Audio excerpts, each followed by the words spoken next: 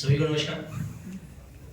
कहानी के द्वारा व्यंग करने की कला में अगर कोई सबसे माहिर तो आदरणीय हरिशंकर परसाई जी, तो उन्हीं के द्वारा लिखित एक कहानी आज सुनते हैं। मैं नरक से बोल रहा हूँ।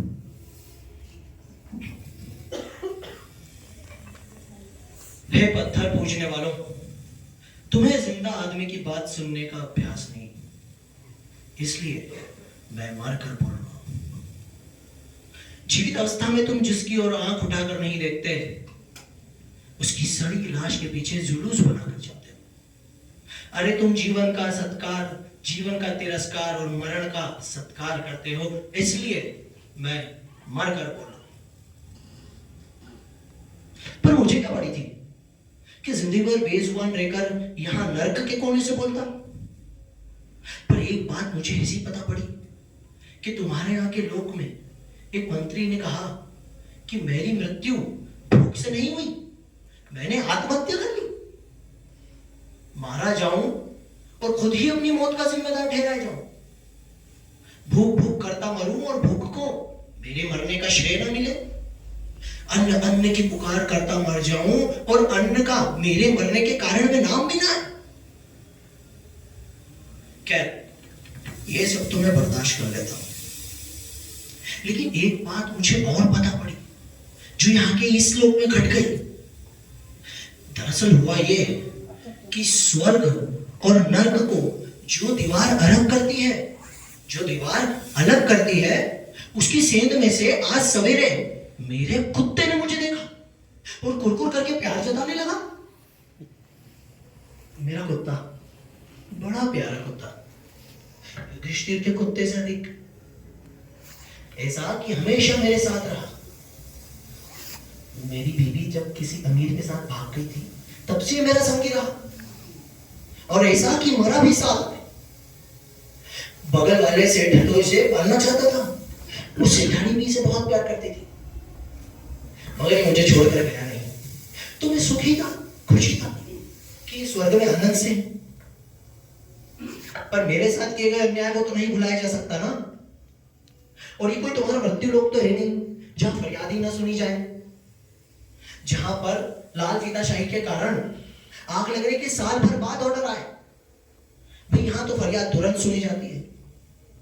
तो फिर मैं भी भगवान के पास गया और उनसे प्रार्थना की, हे भगवान, जिंदगी भर मैं इतनी तकलीफ झेल कर यहां आया कि न्याय मिलेगा, मगर ये क्या, मेरा कुत्ता स्वर्ग में और मैं नर्क में। मुझसे क्या गलती है भगवान?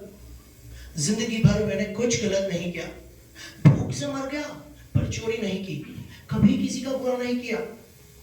हे प्रभु, मैं क्या करूं? तब भगवान ने एक बड़ा रजिस्टर देखकर कहा, तो तुम भूख से मरे ना, लेकिन इसमें तो लिखा है कि तुमने आत्महत्या की। मैंने कहा नहीं महाराज, मैंने आत्महत्या नहीं की। महाराज बोले नहीं, तुम्हारे देश के अन्न मंत्री ने कहा है कि तुमने आत्महत्या की। उन्होंने ऐसा संसद में कहा। तुम्हारी पोस्टमार्टम रिपोर्ट से बात सिद्ध हुई है। मैंने कहा और भगवान आसमान से गिरते बचे। जब मैंने कहा कि महाराज ये रिपोर्ट झूठ है, मेरा पोस्टमार्टम तो हुआ ही नहीं, मैं तो चला दिया गया था।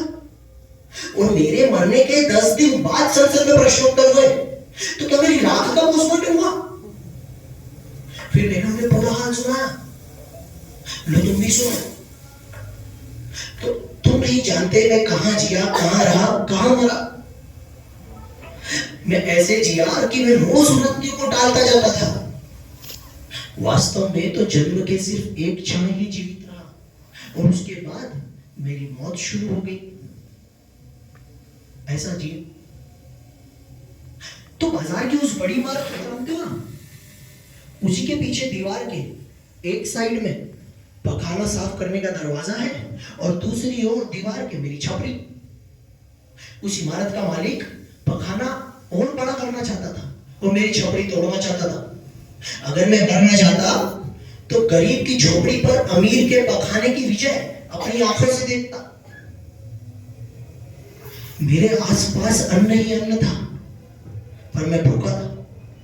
दीवार के उस पार से जो चूहे आते थे वो दिन ब दिन मोटे होते जाते। वो अब 2 दिन तो इसलिए नहीं आए कि वे रास्ता बना रहे थे।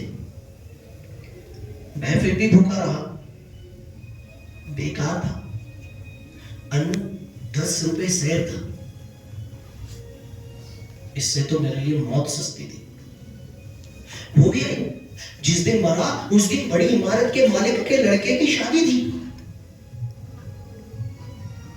और मैं भूखा ही था। पकवानों की खुशबू पास से आ रही थी। मेरी मौत धीरे धीरे काला पंजा बढ़ाता है। मेरे पेट में ऐंठ आई, पकवानों की खुशबू आ रही थी। बस यही संतोष रहा कि पकवानों के बीच में मैं मरा। मेरे पेट में जोर से ऐंठ आई और पंछी ने पिंजरा खाली किया।